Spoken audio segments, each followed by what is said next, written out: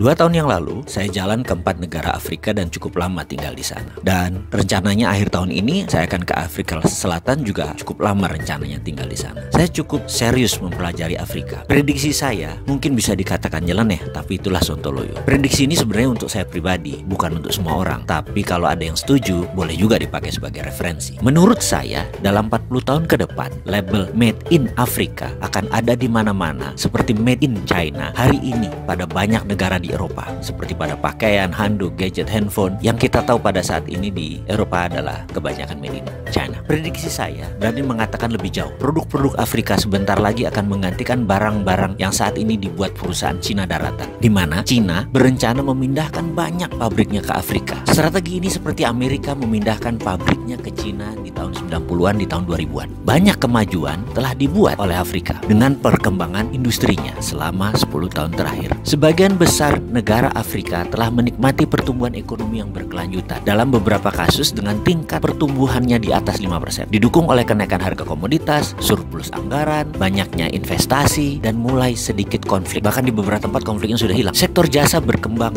di seluruh benua Afrika. Sementara boomingnya telekomunikasi didorong juga oleh penggunaan ponsel. Penetrasi internet sangat berperan untuk majunya Afrika. Terutama yang paling utama adalah sektor layanan keuangan, sangat dinamis. Benar ada fakta bahwa 28 negara termiskin di dunia berada di Afrika. Setengah dari penduduknya hidup dalam kemiskinan tanpa akses hak asasi manusia dasar seperti makanan, air bersih, dan perumahan. Sementara 2 dari 5 orang di Afrika masih buta huruf. Pertumbuhan ekonomi produk domestik bruto per kapitanya hanya 1.770, sekitar seperempat dari negara Asia. Transformasi berkelanjutan membutuhkan pendekatan baru yang radikal. Itulah idenya Cina membangun Afrika. Tentunya untuk kepentingan Cina. Sudah ada 23 negara yang diikat dengan One Belt One Road-nya China. Mengapa Cina membangun Afrika? Cina meniru persis apa cara Amerika menyedot aset nasional Cina, yaitu tenaga kerja terampil di tahun 90-an. Namun strategi Cina di Afrika lebih sakti lagi, karena strategi pendanaan obornya bisa mengikat sebuah negara dalam jangka panjang. Amerika kala itu lupa mengikat, jadi lepaslah Cina. Dan Cina tidak akan lakukan itu di Afrika. Cina akan lebih dalam memegang Afrika. Bagaimana cara Cina membangun Afrika?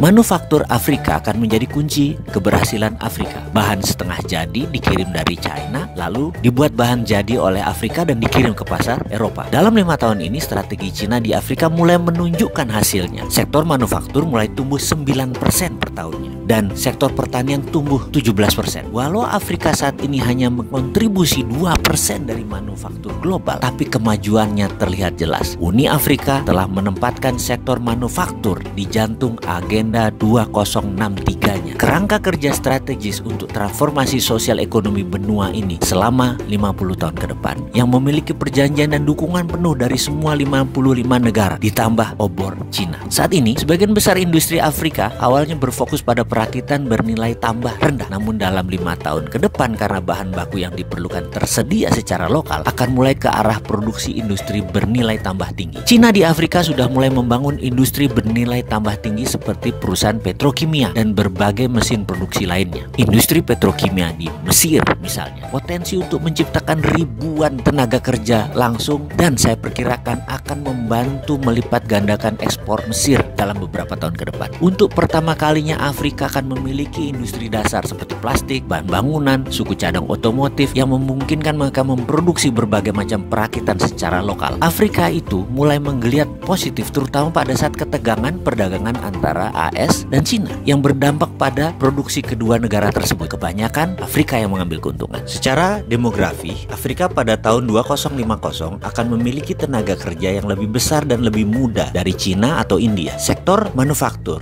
dikembangkan Made in Afrika akan mencapai Eropa lebih cepat karena terjauh jaraknya hanya 10 hari dari Eropa melalui laut. Jika diproduksi di Cina, akan memakan waktu perjalanan lebih dari 40 hari untuk barang tiba. Cina dirugikan sejak awal karena jarak. Karena itu Cina serius membangun Afrika untuk berdagang. Kalau Indonesia, kemana grand plan-nya? Maaf nih ya, menanya.